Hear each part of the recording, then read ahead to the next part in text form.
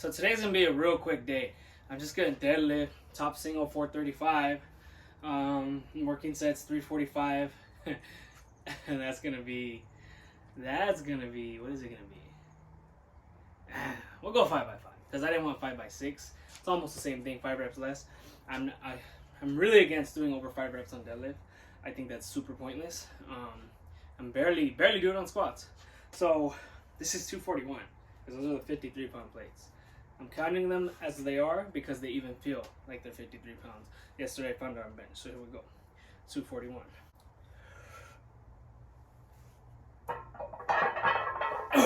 Oh yeah. Yeah, that feels heavier.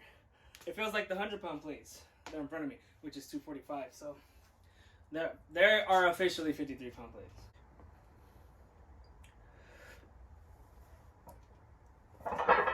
Oh, woo. I forgot I was doing a top single.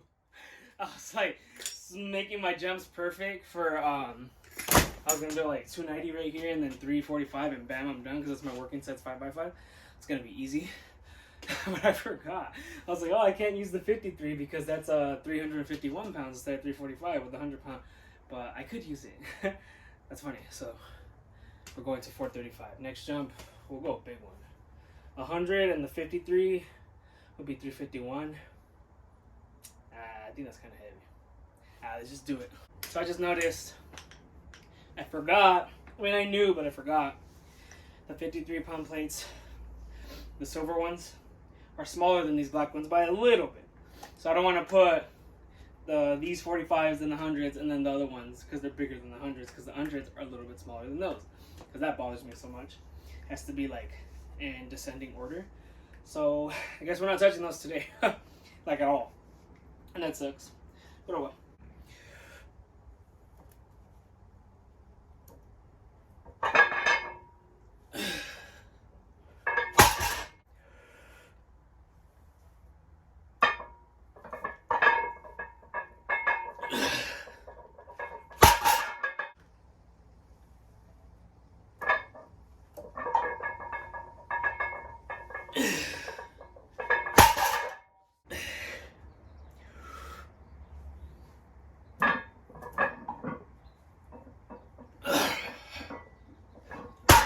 Probably looked hard, but it was pretty easy.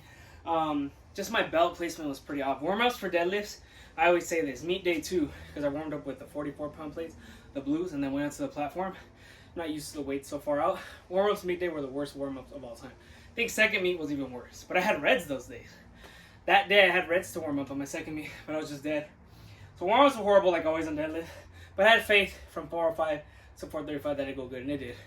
Just like psychologically, I don't know why. I like warm-ups though, like I have fun. For me, warm-ups, I have most fun on deadlifts, but they always go horrible, but that was easy. I'll call it a 6. We'll go 6.5, but it was really easy. It probably looked hard, but it was easier than it looked. So now we're gonna start 345 for 5 by 5.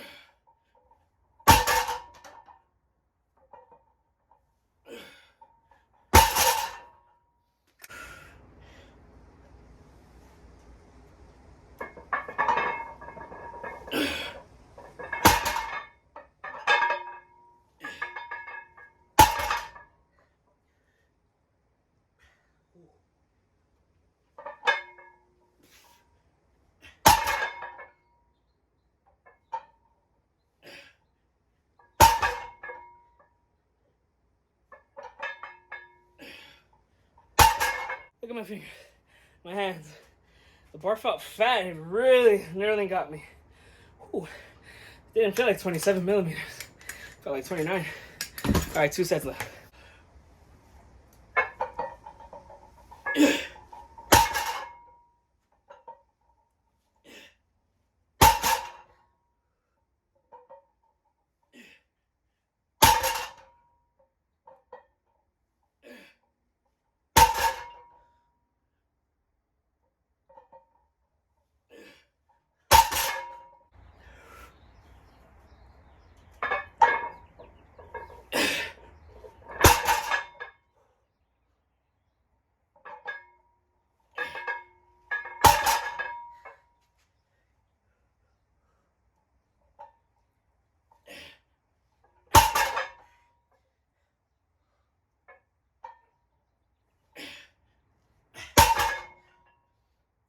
Holy shit.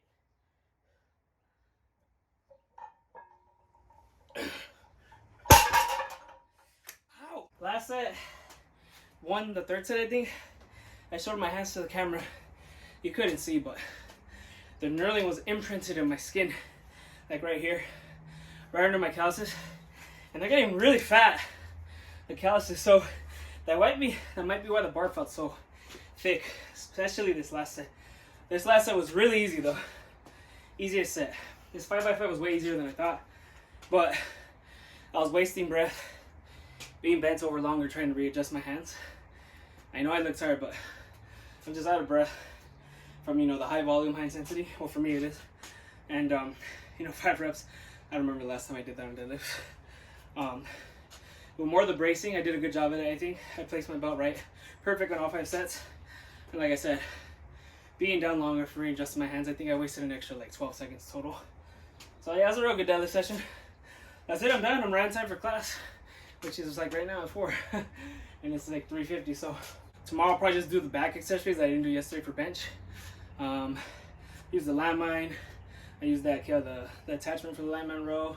Do some more seal rows, pull-ups, probably some croc rows. I love croc rows. That'll be tomorrow. Some back, just upper body, arms. Thursday. Wait, what's today?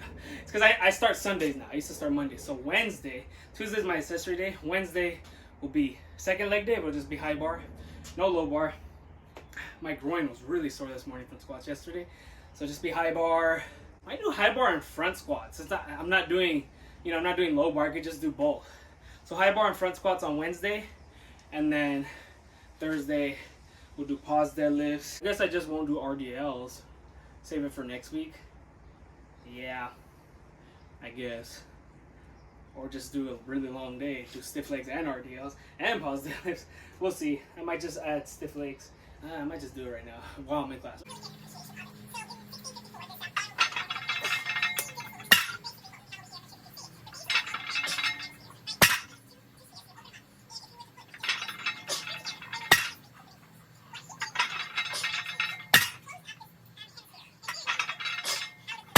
Alright, that's it for the video. It was hard for me to get used to stiff legs again because I hadn't done those in a while. Because, you know, meet day, most people would take out accessories leading up to a meet. And hook grip was what I had to get used to. And just the fact not bending my knees as much because, you know, slight bend in the stiff legs. Some people do no bend at all, but I do like a very, very slight bend. So hook grip and that, it was like kind of getting used to that again. First set was really hard. I did 3x5 with 276. Yeah. And hook grip was hard to get used to, and just the second and third set were easier. Second set, hook grip was a little bit, it was a little iffy, but I got used to it again. Third was real easy, but my one thumb was too deep, because hook grip, you don't want to be like this. You want to be like right about here. Like, you don't want to be bam, because that hurts way too much, and it defeats the purpose, because then the bar is going to slide out no matter what, and you're just hurting your thumbs, honestly. This is all you really need. Like, just look at any hook grip expert. It doesn't have to be the strongest hook grip person in the world, just any expert on hook grip. So getting used to that again. Felt heavy, but I just had to get used to the rhythm, like kind of warming up for it. And I took I wasn't going to do the stiff legs, so I took kind of a long break, but not really. Usually it feels easy after like 400 pounds, 435, but then I did 345. So that was cool. I did take a pre-work. I ate In-N-Out 4x4 and animal stuff right before, probably like 40 minutes before the workout. And then I drank a pre-workout. And I didn't feel it at all. Like for once, like I usually always feel something, but I felt nothing. But it's funny because even if I don't feel anything on the pre-workout, I'm always up. Like literally that hits me for 10 hours plus. I'm not joking. I slept like 6 hours and then I napped an hour last night. So like 7 hours, but 7 interrupted hours of sleep. Whenever I sleep like 6 or more, I never do good. Like it was a good session, but the warm-ups felt horrible and I felt sluggish before the single. So like maybe I just need to always do the dual sleeping cycle, like 3 hours and 2 hours, or 2 hours and 3 hours. Like 2 hours lift, then nap again. Cause like food and sleeping a lot just doesn't feel good for me. I know I say this all the time and I sound crazy and it's not ideal. It's not recommended. I don't think you should do it. But for me, it's just I've been used to doing that for years. Since I was like 21. So 5 years, I'm just used to it. So like it works for me.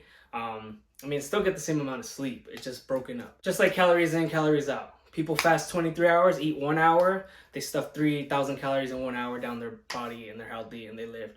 Some people eat 5 small meals a day, same amount of calories, 3,000, 1 gram of protein per body weight, 500 grams of carbs. This is like strictly for powerlifters or bodybuilding. Some people, eat 2 meals, 2 big meals, 3 big meals. We all eat different. Calories in, calories out, people say it's all the same. If I eat 5 cupcakes, like if that's all my calories, is that calories in, calories out? I don't agree. No. So if people say calories in, calories out for sleep, for food, I'm gonna say the same for sleep. Hours in, hours out. We all need our 8 hours. If I get 8 hours, it's the same thing if I sleep 2, 2, 2, 2, 2, or 3, 2, 3, something like that. Works for me. Most people say it doesn't because they're not used to it. I've been doing it for 5 years. Works for me.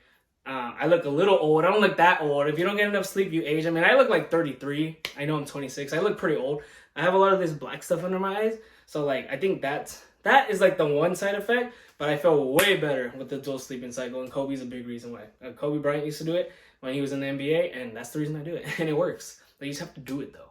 You can't say no, I need 8 hours consecutive. You have to do it. It's hard with the full-time job though. Like that's something I've never really had, honestly. So if you're self-made, you have a business and you can nap, or you just student only, or something where you can do it, I would say at least try it. Just try it on your days off, or even when you go to work, you can still do it. You know what I mean? We all have like 12 hours of free time after work. If you work full-time, if you work 8 hours, let's just say you go to the gym, shower, eat. So that's about 13 hours of busyness, of concluding work, the drive, shower, eating. So 13 hours minus 24.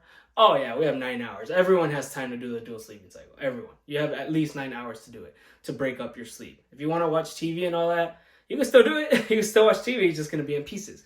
So whatever, that's kind of a little tangent. So that's it for the video. Thanks for watching. Don't forget to like, comment, share, subscribe.